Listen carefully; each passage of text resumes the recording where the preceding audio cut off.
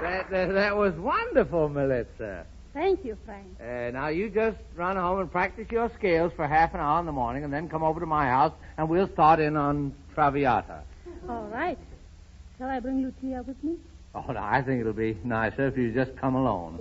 Oh, you mean the opera? No, well, that won't be necessary. Very well. Farewell, my handsome songbird. Oh, I can't help it. She's charming. Well, I think I'll be running Wait a along. minute, Birdseed. Are we to understand that you're telling Miliza Korjus how to sing? Well, it's none of your business, my dear fellow, but why shouldn't she have the benefit of my 20 years in the opera?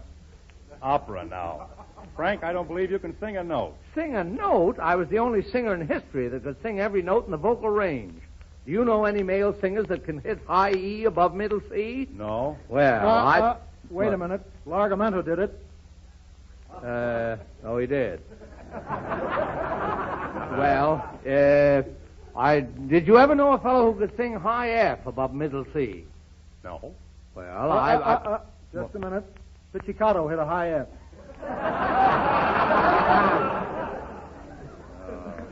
Brought pizzicato into it. Well, Meredith, what's the highest note ever hit by a male voice? At the Copenhagen Exposition in 1916, Portamento reached an F sharp. That's it, just as I thought. I do hold the record. What record? In 1922, I hit a high H and held it. I'll never forget the applause of the crowd. Wait a minute, you daffy crackpot. What? The diatonic scale only goes to G. The diatonic scale. Oh, yes. Well, I studied under famous Lucatelli, and he told me I could go to H.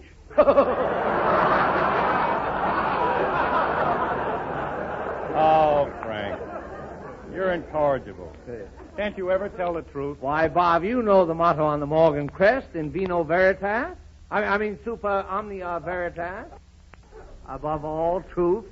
Truth. Yes. Someday I'll nail you, Frank. Yeah. Someday when you least expect it, I'll put a spoonful of the truth drug in your coffee.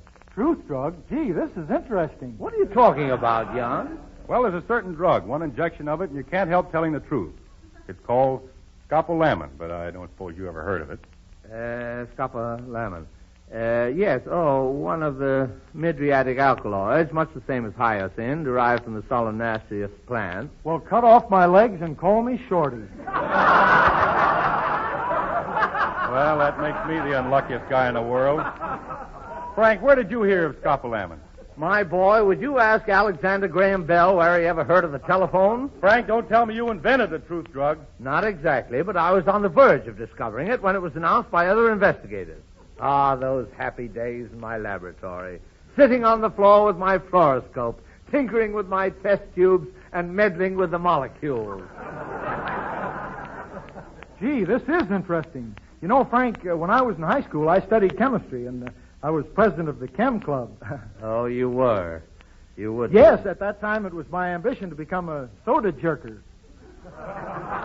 Well, don't give up, Meredith, just because you seem to be sidetracked.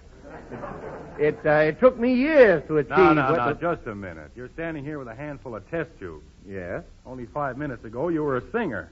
Bob, the president has his stamp collection. Einstein has his violin. Surely a chemist can have a hobby, too. Chemist? H2O Morgan, sir.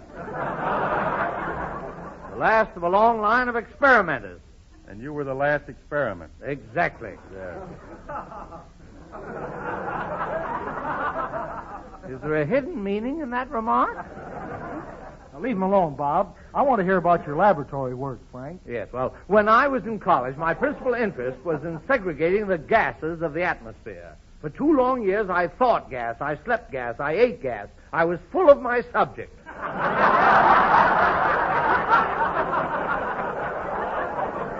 You were full of your subject. Yes, When did you develop the slow leak?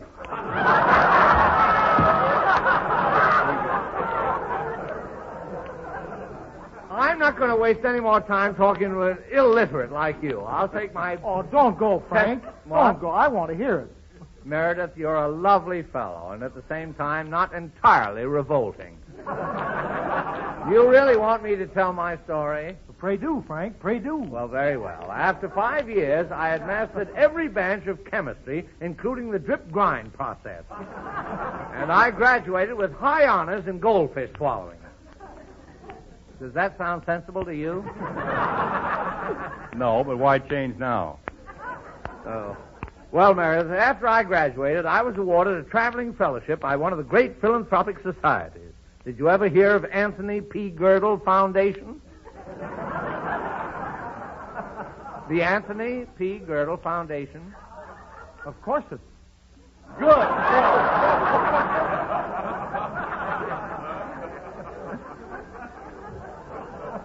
This is certainly getting to be an uplifting conversation.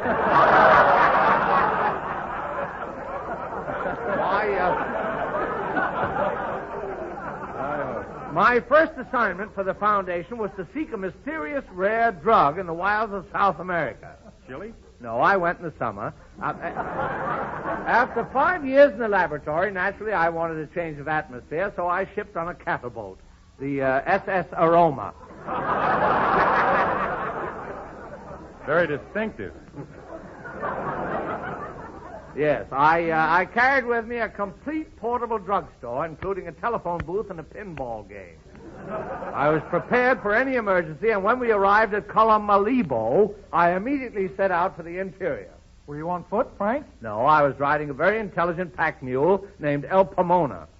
But we had not gone 200 miles when misfortune overtook us. You were eaten by cannibals. No, what happened was that El Pomona stumbled over a liana. I stumbled over it, too.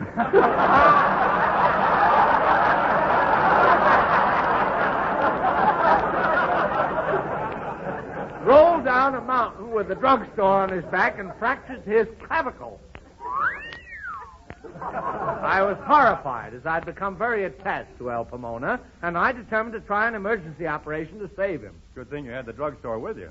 Yes, imagine the drama of the situation. There under the baking tropical sun, just a man and his mule. I sterilized a couple of scalpels, gave El Pomona the ether, and set to work. I made a median sacral incision at once. I saw I must curtail his lumbar extensor. What's that? Shorten the back. Shall I let out the weight? No, just leave it snug. What are we talking about? Hurry up, Frank, before the mule comes out of the ethers. I was making the sutures when I looked up. I can't get out of that one. To find myself surrounded by an extraordinary group of natives. Oh, this is the part I love. Even the ignorant savages could see that El Pomona was in desperate straits. And suddenly one of them, apparently the headman, stepped forward, holding out to me a gourd containing a milky fluid. At the same time, he gestured excitedly toward the mule. What was in the gourd, Frank? I gathered it was some native medicine, and since El Pomona's condition was very critical, I determined to try it. I forced the liquid down the animal's throat. He shuddered once, rose to his feet, and bounded off across the pampas, drugstore and all. Goodness, Frank, what was in that bottle? Gentlemen, you won't believe this, but it was the drug I had come to South America to find. Rhodientalis datur. Eureka! Did you bring any back with you, Frank? Never fear. After some negotiation, I traded the pinball game for a gallon of the precious fluid and immediately returned to New York. Imagine my happiness when I discovered on my arrival that Anthony P. Girdle himself had broken his leg. Gosh, you got a chance to try it on the boss. Exactly. I hurried to his home, and there was A.P., unable to stand up without a pair of crutches. I gave him a dose of the medicine and told him to throw away his crutches instantly. He did. Was he cured? No, he fell down and broke his other leg. I guess it only worked on mules. Well, so long, fellas.